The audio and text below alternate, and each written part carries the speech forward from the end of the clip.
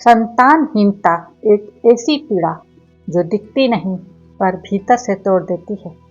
आइए हम इसका ज्योतिषी दृष्टिकोण जानते हैं। वैदिक ज्योतिष में पंचम भाव मतलब पांचवा घर को संतान का मुख्य भाव माना जाता है और गुरु को संतान का मुख्य कारक ग्रह माना गया है। जब पंचम भाव का स्वामी और गुरु पर अशुभ ग्रहों का प्रभाव अधिक होता है तो पारंपरिक ज्योतिष में इसे संतान में बाधा या संतानहीनता योग कहा जाता है। यदि पंचम भाव का स्वामी कुंडली के छठा, आठवें या 12वें भाव अशुभ भाव में स्थित हो और उस पर शुभ ग्रहों की दृष्टि ना हो।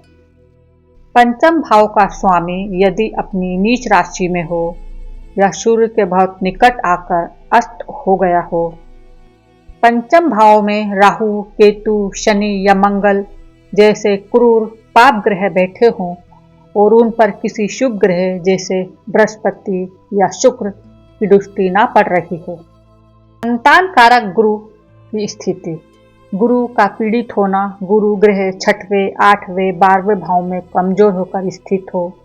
गुरु चंडाल दोष, गुरु यदि राहु या केतु के साथ पंचम भाव में या उससे प्रभावित होकर स्थित हो।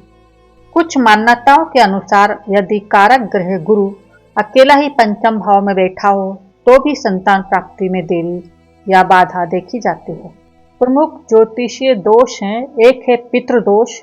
यदि राहु या केतु का पंचम भाव, पंचमेश या सूर्य गुरु का गहरा प्रभाव हो तो इसे पूर्वजों से जुड़ा दोष माना जाता है जो संतान प्राप्ति में विलंब कराता है।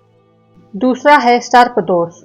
पंचम भाव में राहु और उस पर मंगल या शनि का प्रभाव होने पर सर्प दोष का निर्माण माना जाता है। तीसरा है दंपत्ति दोनों की पत्रिकाओं में योग।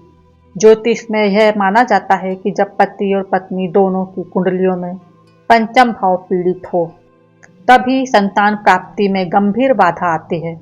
यदि किसी एक की कुंडली मजबूत है तो बाधाएं दूर हो जाती हैं। महत्वपूर्ण बात, कुंडलियों में ऐसे योग केवल संभावना दर्शाते हैं।